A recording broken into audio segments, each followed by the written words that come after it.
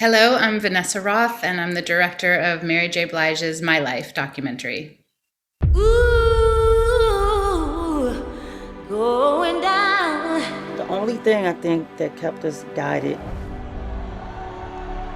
was the music. My whole world's upside down. It just saved you. Global superstar. Double Oscar nominee. 9 Grammy Awards. The queen of hip hop and R&B, Mary J. Blige. Real love.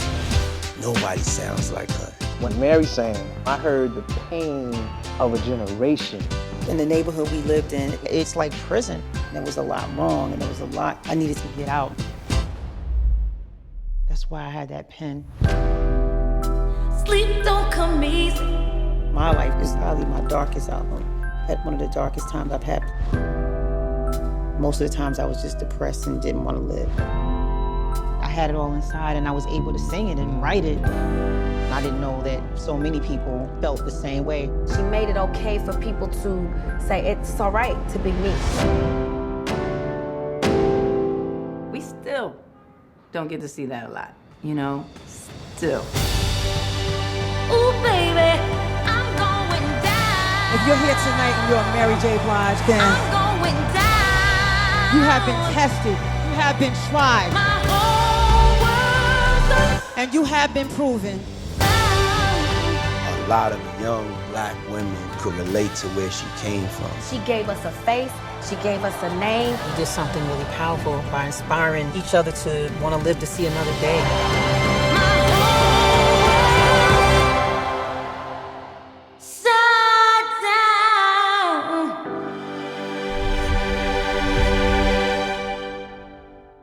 That is a trailer from the documentary Mary J. Blige's My Life, debuting on Amazon Prime on June 25th. And this is Factual America. We're brought to you by Alamo Pictures, an Austin and London-based production company making documentaries about America for international audiences. I'm your host, Matthew Sherwood. Today we're talking about Mary J. Blige, the multi-platinum R&B hip-hop recording artist.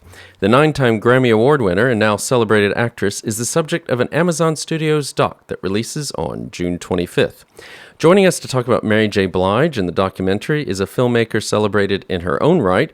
It is in my great pleasure to welcome Oscar-winning director Vanessa Roth to Factual America. Vanessa, welcome to Factual America. How are you? I'm good. How are you? I'm so glad that we're doing this. Yeah, I'm glad we're doing it too. I mean, it's a bit early your time, so hopefully the coffee is kicked in or whatever beverage you use to get you going in the morning. I think as we've seen in the trailer and I've introduced, it's Mary J. Blige's My Life, which is debuting on Amazon Prime on the 25th. So thanks again so much for coming onto the show, and thanks for making this film. I thoroughly enjoyed it. I've watched a screener. So I mean, Mary J. Blige, I don't really feel like we need to introduce who she is. So, but maybe you can start us off by telling us what is Mary J. Blige's My Life, the documentary, about. Yeah, that's right. We don't really need to find out who she is, but the film itself and what I spent time with her about is the My Life album that she made. Is her second album, her sophomore album.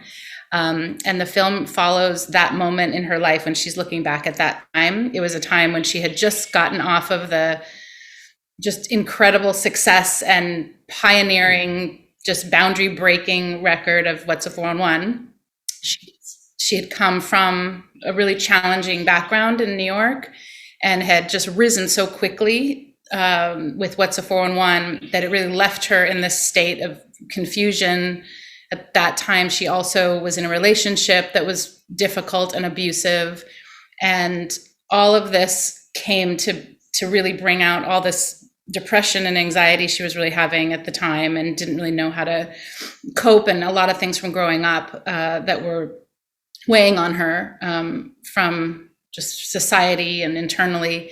And so the film focuses on that moment in her life when she wrote the My Life album, which was what she says to me, a moment where it was really choosing life or choosing not life. And she wrote the album as a way to really save herself. And when she did that, as she had said to me, and this is what we explore in the film, is when she told her truth and she wrote this album as a way to really heal herself and deal with all the things she was dealing with internally.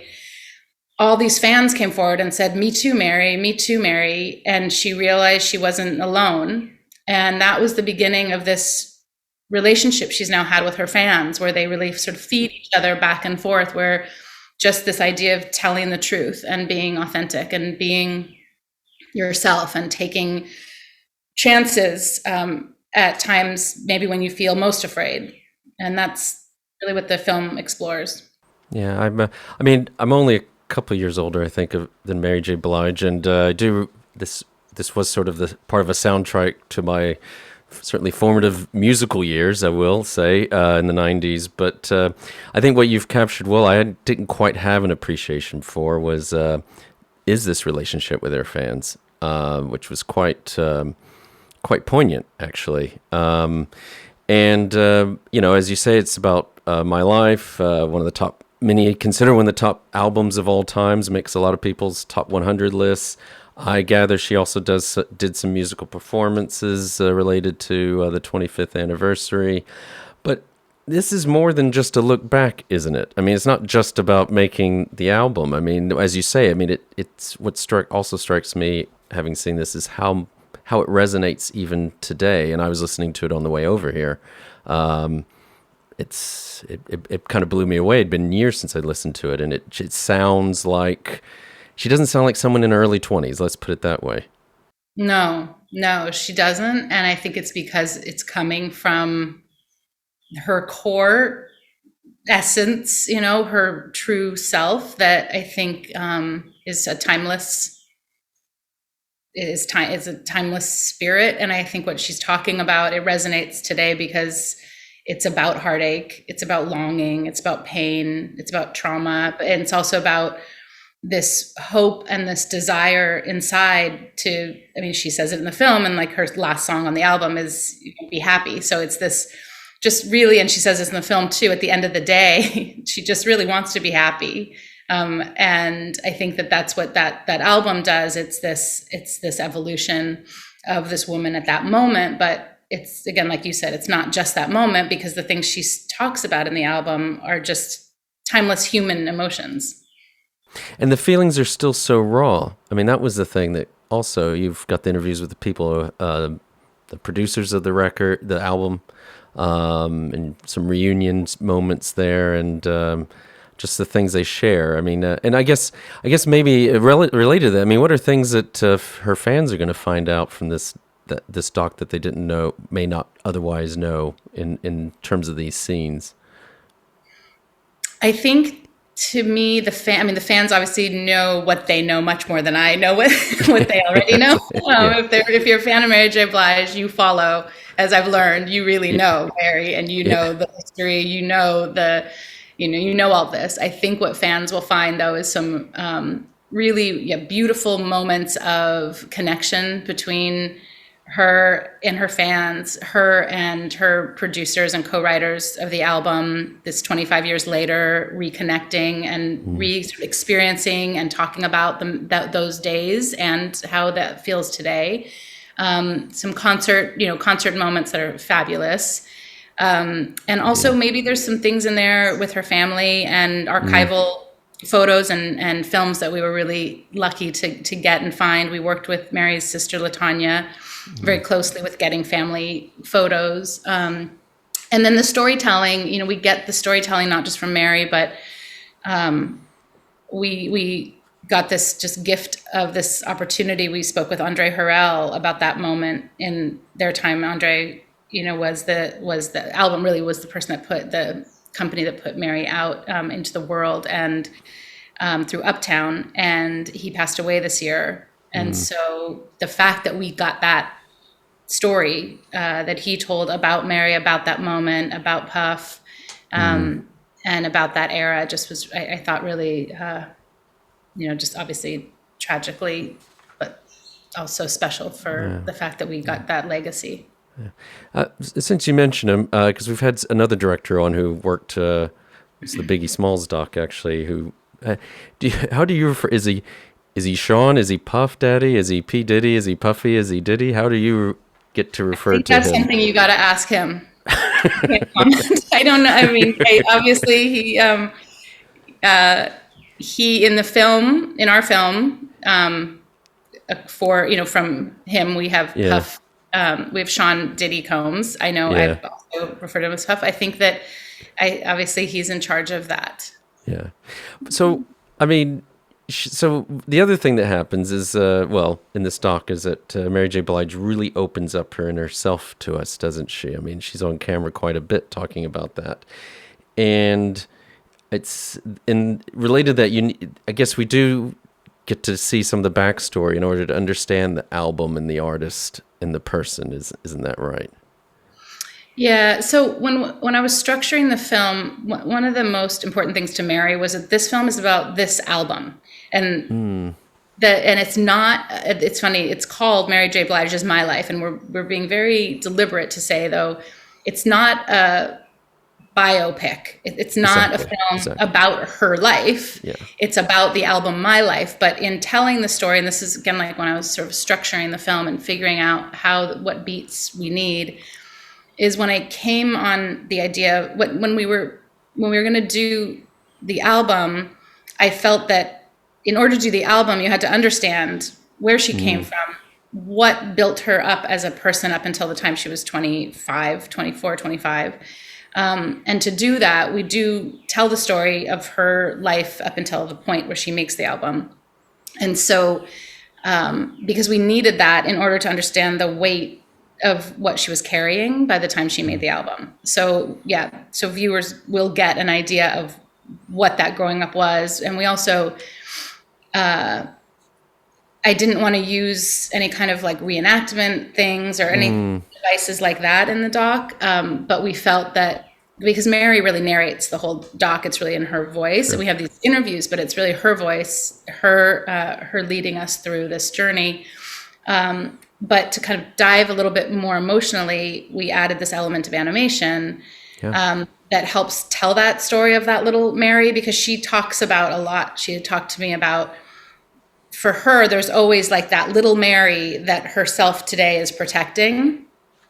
And so we wanted to create that little Mary, what that little more vulnerable person, who that was for her, and keep that present in through the course of the film, because that's really who evolves, and that's who she's trying to protect when she writes the My Life album.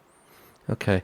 And as you say, it's not a biopic, which I would stress that comes across very quickly, I think. So if it is, it's a biopic of the album, but we do get a better understanding. The thing that struck me is that we get a better understanding of, we do get a better understanding of Mary J. Blige, but I feel like what we also find out is who is Mary.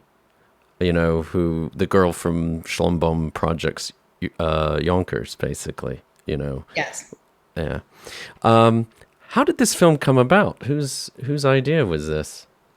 So the film started with Mary and her team, Ashana Ayers and Nicole Jackson from Blue Butterfly, which is Mary's group. Right.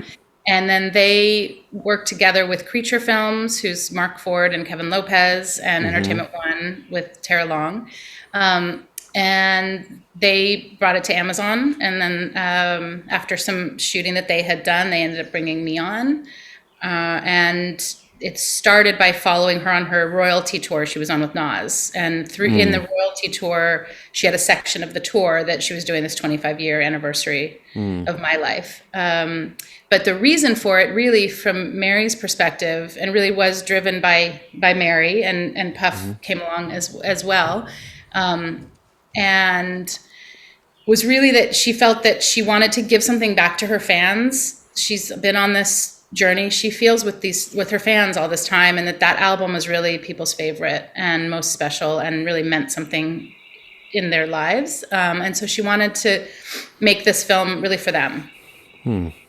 And I think, that's very interesting, because I was wondering how collaborative this was and creatively, and it seems like she was quite hands-on. But I think what just as interesting is, how did you become involved? Because I mean, I think you'd be the first to say you're not an R&B hip hop music director by trade, or and your specialties more even heading up sort of social reform type issues and stances and things like that. So why did they pick? I mean, I'm glad they picked you, but why did they pick you?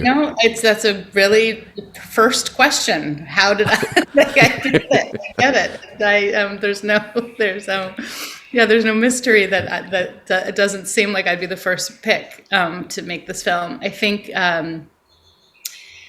what it was, and what I hope that I delivered on, was that the films I make, most of the time, or all of the time, I make films about social impact, social justice. I do a lot about legacy and memory, and I do a lot about mental health. And really, it's usually about people who are often very invisible or marginalized, put to the side, and their narratives are not shared. I think that the reason they came to me was because what I'm always looking for in the work I do is just what connects us to each other as humans. Really trying to make things that do tell a human and intimate story, but can do it also in an epic kind of way that you're brought into it because it's really intriguing and engaging, but then very quiet at the same time. And I think that's what Mary wanted. And I think, what she wanted, yes, it's a music doc, and I think it's a great music doc, and there's great music and concert in it, and it's about this album. Yes, that's all true, and I absolutely relied on Mary and Puff and the producers and my editor and my shooters and everybody who have done music docs before at Amazon, to make sure we were delivering, a plus amazing music doc. But I think at its core, what I brought to it, and what my style of just filmmaking is as well on the road, is just like you said, I wasn't making a movie about the icon persona of Mary, but I was trying to tell a story that Mary wanted, which was about Mary, the internal Mary, which is what the My Life album is about, and tried to dig a little deeper, so it wasn't just performative. And so when you brought on board, what were your first impressions of when you met her? I mean, were you a fan of hers? I mean, probably were a fan, but I mean, how familiar were you with her music beforehand? I mean, what did she like to work with? Yeah, I was familiar, but I was absolutely not aware of the deep, profound impact in so many ways that she's had on so many people's lives. I was always an admirer of how just how talented she is in so many things, and how accomplished she is. And just, I had noticed that, but I really didn't know on this deeper level, like when I did spend time with fans, and when I did when I interviewed her colleagues and other musicians, just how deeply she's impacted and impacts people. And that was really special to see. When I first met her, I met with her sister, LaTanya, Nicole, and Ashana as a team. And to me, when I listened to the album right before I had gotten this interview with them, and was just listening to every single word. And I had read about, again, what the album had been and done for people, and I knew how huge she was, but then listening to the words, I really did feel like I was hearing that longing, this begging, that she was doing, this heartache, this person crying out for some kind of help and wanting to heal. So I brought that up in the meeting, and I was nervous that I was saying that, because I didn't know if it's okay to say I heard all of this because I'm sitting next to this icon, and is it okay that I say that I hear this? And I think and I said, I feel like this movie needs to be a love letter to that younger Mary, which is really what she had wanted it to be too. So I think we connected on that. And then just on a really, really personal side, my daughter's a musician, and she's in her early 20s, a songwriter. And I see I listen to what she writes and hear what she's doing and see that it's such a healing process for her, the act of songwriting. And I also see so much in her that I don't know if she sees in herself yet because she's in her early 20s. And that was the other piece that Mary and I spent a lot of time talking about, and that's in the movie too, is this idea. She says it just still like really hits me that she says when she looks at that younger self, she says, I didn't know I was me. And I just love that idea that we all, in whatever, to whatever degree, like other people maybe see something in us that takes us a long time to see in ourselves. And I love that idea of self-love and the evolution of that as a woman, and as an artist. Yeah, I know. Someone recently was stepping down from a prominent position, but anyway, he was saying he wouldn't have gotten anywhere where he was without always have to have someone believe in you, which I guess is probably sort of the same idea. Someone has to see something that you don't know is there, don't they? And along the way, right? But obviously, you must somewhere deep down know it's there, or else you wouldn't keep going. Right.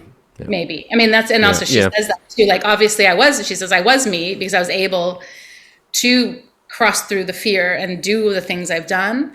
But yeah, like you said, I think actually you brought up a good point of the movie. It really is a series of people believing in her along the way, from, her sister and her family and some people in her neighborhood, to then Jeff Red, who hears her music, to then Andre Harrell, to then Puff, to then, and then the fans, and it just keeps going, and people keep saying, yes, Mary, keep going. It's good. It's good. I mean, I think I was going to ask you what also really struck you about her. You've already mentioned connection to her fans, a lot of these issues, but and there's this resilience, obviously, but then also I think you briefly mentioned it earlier, is this sense of family, I think, that comes through this. It seems her family plays a big role in her life. Yeah, I think that they do. The film obviously talks a lot about her care for her mother, her concern for her mom. There's a moment in the film where she talks about abuse and recognizing that she's in a position that she saw her mother in that was very painful to her. She's very protective of her mom and of her sister. She has younger siblings as well. And I think family is a very important part of her life, for sure. Okay. I think we're going to give our listeners a quick early break, but then we'll be right back with Vanessa Roth, the director of Mary J. Blige's My Life, from Amazon Studios. Art and entertainment inspire each of us in different ways. But have you ever wondered what inspires the people who create our cultural touchstones? On the Spark Parade podcast, your host Adam Unz geeks out with artists and entertainers about their cultural spark of inspiration. Everything from Shakespeare to South Park. You'll hear from artists like Connor Oberst on Northern Exposure, Roisin Murphy on Terrence Conran's The House Book, and Adrian Young on Marvin Gaye's What's Going On. The Spark Parade, where artists reveal their cultural inspirations to spark the inspiration in you. Find it on Apple Podcasts, Spotify, or wherever you get your podcasts. You're listening to Factual America. Subscribe to our mailing list or follow us on Facebook, Instagram, or Twitter at Alamo Pictures to keep up to date with new releases or upcoming shows. Check out the show notes to learn more about the program, our guests, and the team behind the production. Now back to Factual America. Welcome back to Factual America. I'm here with Oscar Award-winning director Vanessa Roth. The film is Mary J. Blige's My Life. Debuts on Amazon Prime on June 25th.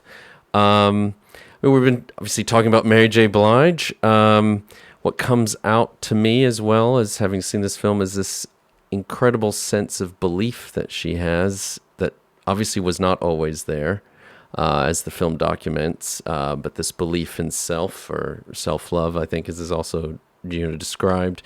But it seems also a hint of also this belief in providence. Does that was kind of coming through in some of her interviews and scenes in the film? Is that something you discovered while filming? Yeah, I think that Mary's very spiritual, and however that manifests itself to her, we explored some of it, but mostly that it's her own, it's her own set of beliefs. Again, she's very spiritual and has a very strong relationship with her idea of what God is to her. She talks about, in the film, we have this animated section that's one of my favorite animations, is she says, God is love, God is you, God is yourself looking in the mirror and saying, who do I want to be? What do I want to do? Yeah.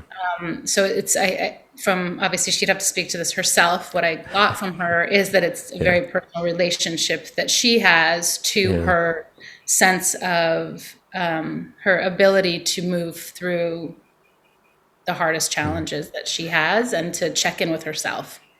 You've just mentioned it again, and I wanted to talk about this, is the use of animation in the film. I thought, as you're aware, it's in some ways it's becoming quite common or de rigueur in a lot of docs these days, and I think it's a way of, for some, it's a way of doing recreation, but that's not what you do here. Seems to me it's used to set a tone or a mood, or to get that across, in my humble opinion. Was that what you were trying to achieve with that? And how did that evolve as you were doing the project? Yeah, I feel like, so I've been making docs a long time, like 25 years now, and it's hard to believe, by the way. I can't believe you've got a daughter in your early 20s, but that's all I'll say. Yes, I do, and I've been doing docs for a very long time. I've been doing docs. My first one I did was in 1994 in New York, so absolutely living a different, I was doing it about kids living in foster care at the time. Now those kids are like 40 or something, I don't know. Animation. So at the time I started doing docs, I feel like documentaries were very much of, the content. However we could get the story, we'd get the story, and very, things have evolved so much with sort of how docs are presented. And in a way, there's this freedom, a creative freedom that I've appreciated. Some of it, this is a big, different conversation. I think we could have another time about kind of the evolution of where docs have come. But for me, as a storyteller, there are parts of this that I do appreciate, the more of the openness and flexibility to tell stories using all kinds of mediums, and so animation in this, like I said, I didn't want to do reenactments. We did have, there's some really great archival pieces in there, but I also don't like using our archival to represent an idea of an area. And we had a really hard time finding good things that were about Slow Bomb, where she grew up, that weren't, to be honest, like super racist and discriminatory in the way that they were filmed, the news pieces. And the story was coming from her point of view. I didn't want archival old news pieces that were coming from some journalist's camera. And so what we do have beautiful photography from real legendary photographers of the time, of the area, of the community, and of the neighborhood. And to me, that felt authentic and textured in the right way, that it wasn't someone else's voice coming in. But so anyway, back to the animation. Like I said, she speaks so much about herself as a little girl and more that inner life. So that's what the animation is to me. It's this, there's sort of these dreamlike things. It's their memory, but it's not memory it's not really memory of like a true factual thing. It's memory of her spirit, of her, again, like this essence, this little girl who had these hopes and these dreams and this escape. Music was an escape for her. She talks at the very beginning of the movie, which is what links us to my life right away, is that listening to Roy Ayers and Everybody Loves Sunshine, she would see herself kind of that's like, she talks to me about, she'd be like sort of spinning outside, like, thinking about that song. It would be this dizzying thing to her. And that's actually, her description of that is what made me think of doing animation, because I thought, I want to see that little girl spinning in the sun. And that's this escape for her, and that's where she aspires to be, which is where she gets to be. I think that's a good point. I don't know if this is true for everyone. It's true in my case. If I think about childhood memories, I don't remember specifically what someone said or specific actions. It's more the earliest ones are all about how the sun felt, or how a feeling, or a something like that. It isn't. And I think that's very interesting, because you capture that. That certainly comes through in the animation with the young Mary J. Blige. Yeah, and I think we also wanted to something that I didn't feel I could at least capture unless we did something like this, was that fluid connection between that little Mary and her today. And so the animation does grow up with her. Yeah. And then there's some dark times that she talks about that I felt animation does a good job kind of being able to be abstract. Yep. Yeah. I mean, I've seen others try something, but it was much more, how best to describe it and not be unfair to them. But it was more like, I don't know, the example would be someone animated, but someone sitting on the edge of a bed with their head in their hands and just looking very distraught. Whereas you're right, you're very abstractual. It kind of how she you've got her describing how she was feeling at those times and how you represent that. I thought it was very. I mean, who did the animation? Because I think we should probably give them a shout out, because it was. Yeah, they're great. Yeah, it's a women-owned and run company called Mighty Oak. They're based in Brooklyn. Wow. I tried to also hire and work with as many women and make sure that we had a very diverse and mixed group of people working on the film, so that again we had that we could just tell the real story, and not make assumptions about things. But the other thing about the animation that I thought was really fun, I had wanted, because we had this archival some archival things like from Soul Train and from Mary singing places. I also felt like I've seen so many docs that we just sort of flatly see all that archival. And so the other thing that we do with the animation, which I just had such a good time doing, was imagining how Mighty Oak and I built, the animation sequences, a lot of them around archival stuff. So the archival video exists inside the animation. Yeah. That was really fun. So again, like a lot of this stuff was just to add some fun. And and Mary's music is so fun and great and exciting that I thought it would just add that little, again, added texture that I haven't been able to explore enough in my work, which I love doing. I think you achieved that. Was this? This was an Amazon project from almost the very beginning. Is that right? From the beginning, yeah. Yeah, and so was that your first time working with them? How did you enjoy that? It was great. I loved it. They were so filmmaker, not just friendly, but just so supportive and pushed the bounds. We had a rough cut that it was a rough cut we had to finish really quickly, and it was good. Like, it was about the music. It was it's still amazing. Yeah. Again, like anything we make about Mary is gonna, like, I'm lucky in that way. Like, as Mary said too, like, we're just, everyone loves this album, loves Mary. So I was starting in a good spot. But the rough cut was in a place that wasn't really getting to what I had wanted, that depth. And I remember Mary saying to me, "It's good." Like, it's good, it's fine, and I agreed with her, and I was nervous because I thought Amazon was gonna be like, "It's fine, it's great," but no, they completely agreed. Like, it's missing this like this depth, this core thing that we really need more Mary, in this deeper way, like go deeper, and that's actually when we brought in the animation element to it. So, and that was really. And also we have chapters through the film that are named after lines in the My Life song, that also kind of show her journey and evolution through that time. And so anyway, just sort of the Amazon people, the execs, were the ones really that kept saying, Vanessa, go, be creative, do something that feels good. We want this to be a moment that is just as important as Mary is. And so don't feel that you need to just, make this and move on, but like really supported us all in going deep.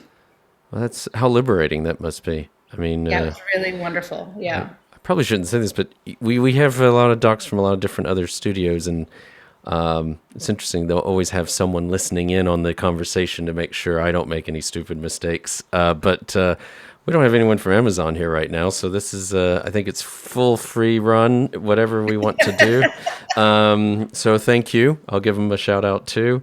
And then, I mean, what was the main challenge for you personally? Because to go from the documentaries you've been doing to being, I mean, we've already talked about this isn't just purely a music doc, whatever, but you have made a music doc. I mean, how did you, yeah, you can put there's your bucket list, one off on the bucket list. But what were the challenge? Was that a challenge for you to make that transition, if you will? I think it was more of a fear going in that, like, what am I doing on this stage? I don't know how to do this. Like when we're in concert, like just literally more of a fear. And then I sort of settled into, no, but I know how to tell a story and I know what the story is. And I know that I'm good at, from the beginning of doing docs, my sort of mantra has always been like, it's important to know what you're good at and who you are in order to then collaborate with and rely on other people who are great at things that you're not. Like, know what you're the expert in and know what someone else is. And I think that as soon as I remembered that and didn't have to sort of put on anything of, oh yeah, I'm a music doc guy. So you need the boom shot over the crowd or whatever, but I could collaborate with people who do, this guy, Rick, who I'm sorry that I'm losing his last name. But we had a live concert consultant. So he worked we worked together on like where all the cameras would be and really how to cover the huge concert so that it could still be live, really feel live and immersive that way. And I also had Kalila Robinson, who was my DP. She was really on the ground the whole time, filming, everything, and really had a good relationship with Mary as well. So I think Mary trusted, wherever Kalila was. And so, again, the music doc part of it was more of a fear at the beginning. But I think also the thing that's special about Mary is that Mary trusts her gut and her instincts. And as soon as she said to me, like, yes, I want you to do this, and I want you to do it in the way you know how, I felt like, well, she has choices.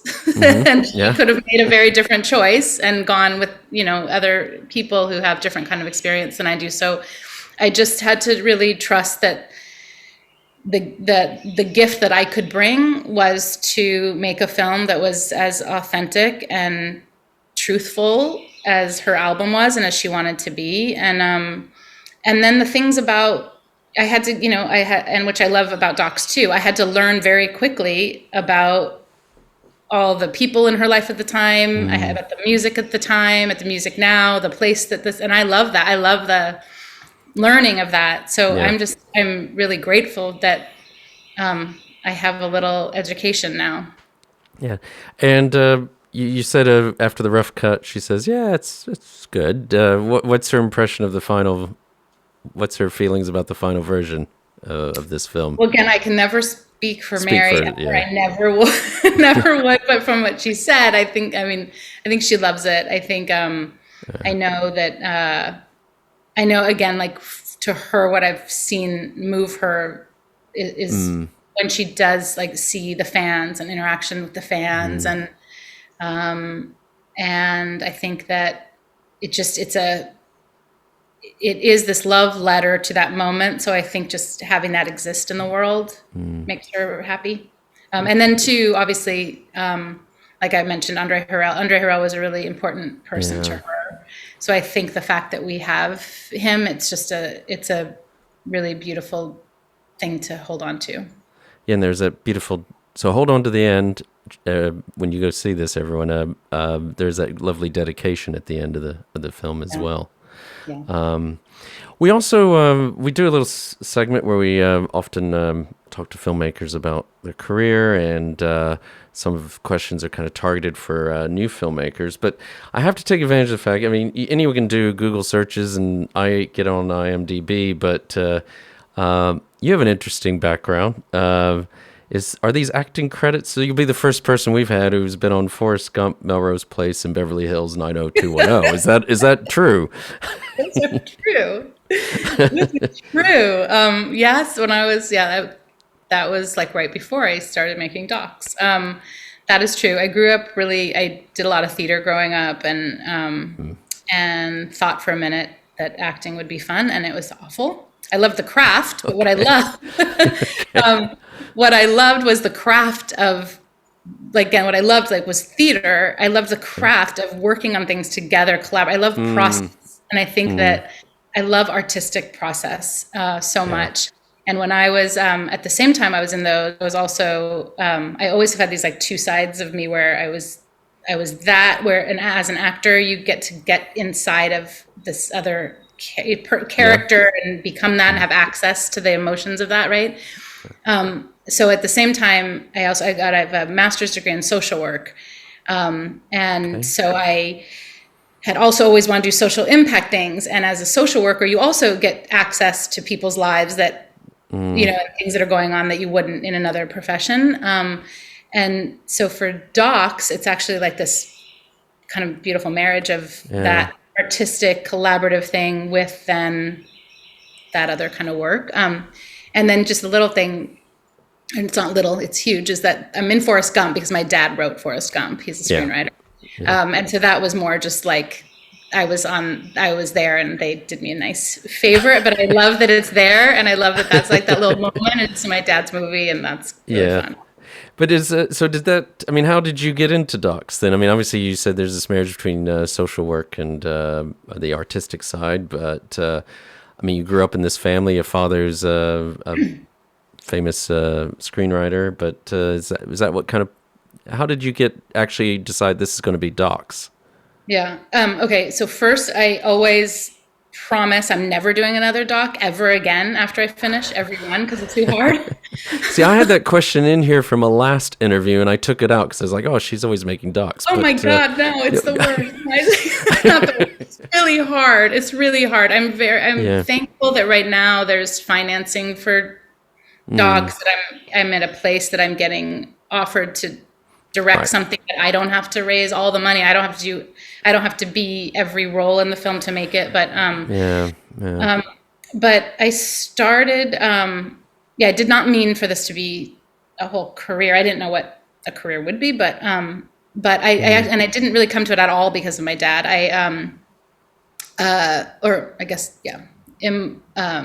For myself. So my dad is a screenwriter.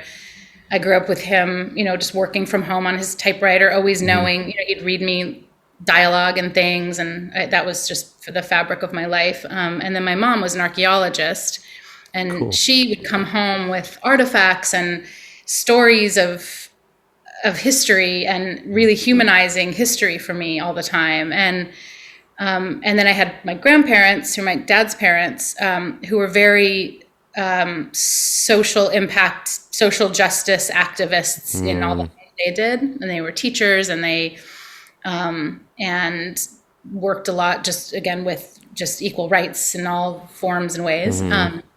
And so I feel like that was kind of this blending that I was raised with. And so when I went to social work school, knowing I wasn't going to probably be a social worker, but wanted to figure out some way of bridging like the sort of storytelling with social justice. And so as my thesis really for grad school is what I made, my first documentary was about foster care. And I don't know, again, like I promise every time never to do it again. But I guess I keep come back to it because actually it's probably exactly the right field for me. Yeah, I know the feeling. In my own walk of life. And I'm going to tell my children not to watch this episode because they no way have as cool a family as you had growing up. So that must have been really cool. Mom's an archaeologist, dad's a screenwriter.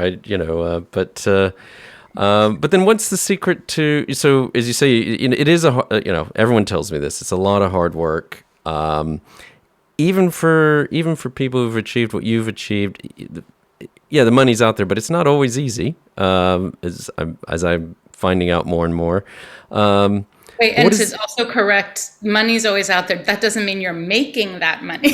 Yeah, well, if you go back to business side of me, they always say who's capturing the value, and I think, and so, yeah, there's filmmakers aren't capturing at least the monetary value for the most part. So, but what is the secret to success or your success, you think? I don't even know if there's any secret. It's just a lot of hard work. Yeah. And being true to me, I guess I've been, it's been lovely not lovely, that's not the right word, but it's always rewarding and humbling when people come to me wanting me to do something, but that's also something that I think once you're given an opportunity, then you need to do the work. And I think it doesn't get easier. It never is getting easier. Yeah. Sometimes I even feel like it gets harder because I know how hard it's going to be. So I'm coming with all this stuff. I can look ahead and say, oh yeah, this is going to be an issue. This is going to be an issue. Where when you're younger, I feel like you just get to go in and have all kinds of optimism of how great things are going to turn out. So it's hard work. I think to me, I just really do try to stay just calm in terms of really staying to the core of what is the story I'm telling here and who are the people. And I have really strong relationships with the people in my films from, back at the beginning of making them to now. And I think that's it. And I think it's also being flexible and kind of moving with where things are rather than where you expect them to be. There's that kindergarten saying of you get what you get and you don't get upset. Yeah. I feel like in docs, that's kind of what you got to do. And then you got to make something of that. Yeah. So I think, but the main thing is I just think it's not a secret. It's just hard work. And that's it. And having sworn off docs, what's next for you? I know you've had this. Is this Nat Geo Presents series? Is that already come out? It's at the same moment. It wasn't meant to be the same moment, but we made. I directed and I'm the executive producer. It's a 6-part series on Nat Geo. They're 6 short films about women around the world doing amazing, incredible things impacting their communities, which I loved making that. And the Mary movie to me is that way too. It's another remarkable story about a remarkable woman. So the Nat Geo thing that came out digitally, and then now it's going to be on the Nat Geo channel, actually literally the same day. I think it comes out June 24th. So yeah, right. Okay. It's all at the same time. So hence your question before we started recording, what are we talking about today? Because you must be pulled in several different directions doing but it's great. No, I feel good and I'm really proud of all this work right now where I am. I'm not kidding when I say I'm always too tired, but I have to be honest though too, this moment feels really good. Yeah. I feel like I'm able to tell the stories I really have always wanted to tell with the kind of support that I want. And I just think there's a lot of work out there that I'd love to be part of, just narratives that the world is now more open to hearing. And as a woman filmmaker too, I think, just my time to be able to express the way that I want to in the films or whatever I do next. It doesn't have to be doc, it can be doc, but I think there's, again, like we talked about earlier, there's a moment too where I think there's more of an opening to just be a storyteller in whatever way that manifests. Okay. Well, whatever you decide to do, I hope you keep, if there are any other projects you want to tell us about that are in the works, and if not, I hope you keep telling those stories. Thank you. No, these have taken, during COVID, I did 7 films, so I'm okay for the moment, just talking about those. Okay. Well, I think unfortunately, we've come to the end of our time together, Vanessa, but thank you so much for coming onto the podcast. It's really been great to have you on and to discuss the Mary J. Blige and the Mary J. Blige doc. And if we haven't scared you off, we'd love to have you on again sometime when you are with your next project, which you are not committing to yet. Thank you. That sounds great. All right. Thank you so much. So yes, I just want to thank Vanessa Roth again, the director of the Amazon Studios documentary Mary J. Blige's My Life, debuting on Amazon Prime on June 25th. If you have any questions regarding how you can become a documentary director and producer or other roles in the industry, I recommend you check out careersinfilm.com to learn more about careers in the film industry. I want to give a big thanks and shout out to Sam and Joe at Intersound Audio, just outside of York, England. A big thanks, as always, to Nevena Paunovic, our podcast manager at Alamo Pictures, ensures we continue getting such great guests like Vanessa onto the show. And finally, a big thanks to our listeners. As always, we'd love to hear from you, so please keep sending us feedback and episode ideas, whether it is on YouTube, social media, or directly by email. And please remember to like us and share us with your friends and family, wherever you happen to listen or watch podcasts. This is Factual America, signing off. You've been listening to Factual America. This podcast is produced by Alamo Pictures, specializing in documentaries, television, and shorts about the USA for international audiences. Head on down to the show notes for more information about today's episode, our guests, and the team behind the podcast. Subscribe to our mailing list or follow us on Facebook, Instagram, and Twitter at Alamo Pictures. Be the first to hear about new productions, festivals showing our films, and to connect with our team. Our homepage is alamopictures.co.uk.